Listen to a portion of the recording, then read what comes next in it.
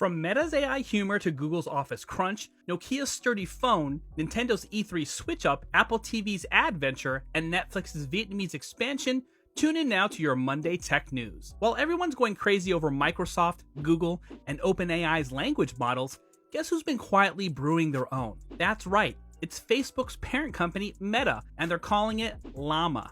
No, not a new animal for the petting zoo, it's an AI language generator, but don't worry, you won't be able to have a chat with it like you can with ChatGPT or Bing. It's not that kind of AI, folks. So what is it then? Well, it's a research tool that Meta hopes will help experts tackle the problems of AI language models, like bias and toxicity, and even their tendency to make up information. Yeah, that's right, folks. We've got AIs lying to us right now. Maybe it's time to break out the tinfoil hats and start preparing for the robot apocalypse. But in all seriousness, Meta's trying to do some good here. They're starting Llama with universities, NGOs, and industry labs in the hopes of, quote, democratizing access to this important, fast-changing field. And they're not trying to make a quick buck off of it either, as they're releasing Llama under a non-commercial license focused on research use cases. So, sorry entrepreneurs, no Llama-powered chatbots to sell just yet. But here's where it gets interesting. Meta claims that the second smallest version of the Llama model, Llama 13B, performs better than OpenAI's popular GPT-3 model on most benchmarks. And the largest, Llama 65B, is apparently competitive with the best models out there. That's a lot of parameters, folks. And if you're wondering what the heck parameters are, well, it's a measure of the system's size and sophistication. But let's be real, that's just a fancy way of saying this thing is really big and really smart. And get this, the Llama 13B can run on just one data center grade NVIDIA Tesla V100 GPU. For those of you not in the know, that's a fancy graphics card. But don't get too excited, lone researchers, because it's probably still out of your price range. Now, Meta's release is interesting because they've missed out on some of the buzz surrounding AI chatbots. But honestly, can you blame them? Microsoft's Bing chatbot was a disaster, and Google's chatbot wasn't much better. And don't even get us started on Facebook's own Blender bot, which was, let's be real, just plain bad. And their Galactica bot, which was supposed to write scientific papers, was so bad that it got pulled offline after only 3 days. Yikes. So maybe Llama is the answer to Facebook's chatbot woes, or maybe it'll just create even more chaos in the tech world.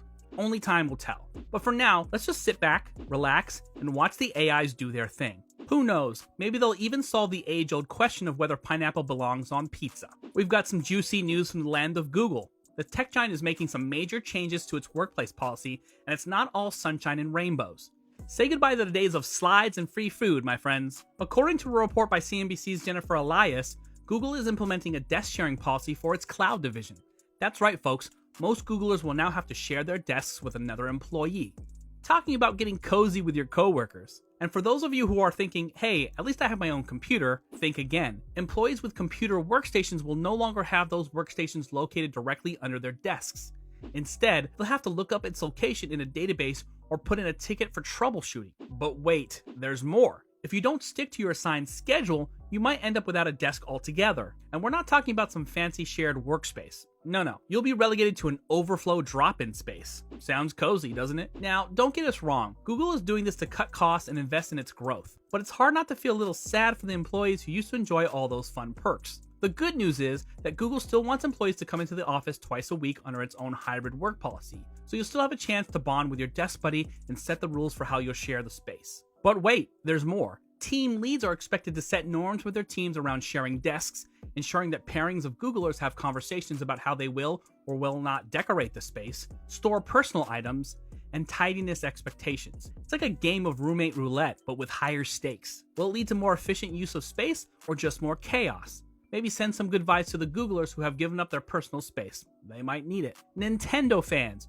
we've got some news that'll be sure to make you feel like you've been hit with a blue shell. That's right. It's been confirmed that Nintendo won't be attending E3 2023. And before you start throwing your Joy-Cons at the screen, let's break down what this means. According to a statement from Nintendo, they're always considering ways to engage with their fans, but this year E3 just didn't fit into their plans. But don't worry, they're still a strong supporter of E3 and the ESA.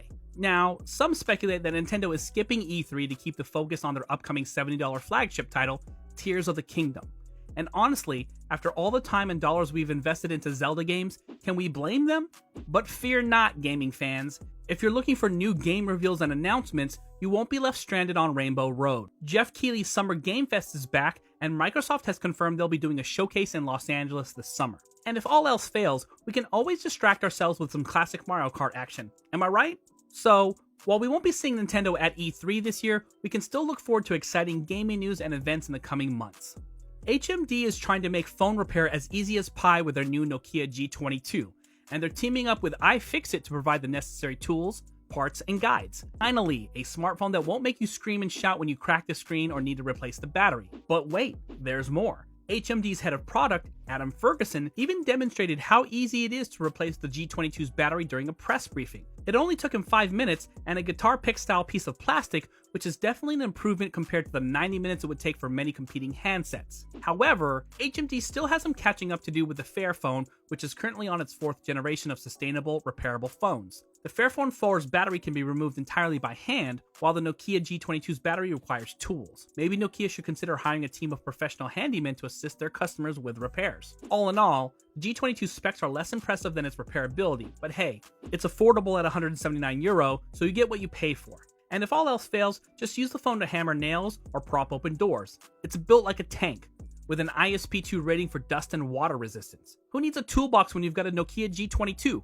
Apple's venturing into the world of ads with their Apple TV Plus streaming service, and let's just say, we're not mad about it. So why is Apple interested in ads on their streaming service? Well, they're trying to make some extra cash money, duh. They've already started placing ads in the App Store, and now they want to bring back ads to maps, books, and podcasts. It's like they're trying to sell us Apple products every chance they get, but hey, who are we to judge? Now currently, Apple TV Plus is only available with a paid subscription that recently got more expensive. So an ad-supported tier that's presumably more affordable could be one way for Apple to bring in new subscribers. Plus, who doesn't love a good ad break? It gives us time to grab a snack, use the bathroom, or complain about how long the ads are. But wait, there's more. In hiring Lauren Fry, Apple's newest advertising executive, they're making sure these ads don't suck. But let's face it, nobody likes a bad ad. Lauren's going to help them build a video advertising business for Apple TV Plus, which hopefully means they'll get some funny, creative, and not too annoying ads. We'll have to wait and see what kind of ads they come up with, but we're hoping for something better than just a bunch of Apple products being thrown in our faces. Netflix fans, so you know how we're all binge watching our favorite shows on this amazing streaming platform? Well, turns out Netflix is expanding its reach into a new country, Vietnam. Yep, you heard that right. Netflix is making preparations to open an office in Vietnam after years of negotiations with authorities and completing a risk assessment. This makes Netflix the first major US tech firm with a direct presence in the fastest growing Southeast Asian country of 100 million people. I mean, talk about taking over the world, am I right? But as you may have guessed, opening an office in Vietnam is not all sunshine and rainbows. The country has stringent internet rules, and the Vietnamese authorities are not exactly thrilled about foreign tech firms operating in their territory without complying with their regulations. In fact, just last year, they collected a whopping $78 million in taxes from Google, Meta, Netflix, and TikTok. Ouch! So Netflix had to do a risk assessment to evaluate the security and political risks of operating an office in Vietnam and handling of the user data and sensitive content. And it looks like they're in the early stages of planning for a local entity in Vietnam, but it's going to require a lengthy regulatory process. Good luck with that, Netflix. But hey, with the fastest growing middle class in Southeast Asia and a digital economy on track to grow to nearly 50 billion in total transactions per year by 2025, Vietnam is becoming an increasingly important market for tech giants. And you know what that means? More content for us to watch. I'm already planning my Vietnamese movie marathon. All jokes aside, navigating the complex regulation of foreign countries is no easy feat, especially for tech firms. But if Netflix can pull it off, it would be a major win and a huge step towards expanding their global reach. So let's keep our fingers crossed for them, shall we? Thanks for tuning in and catching up on the latest tech updates. Don't forget to like and subscribe for more exciting content. We'll be back on Wednesday with more tech scoop, so stay tuned and we'll see you then.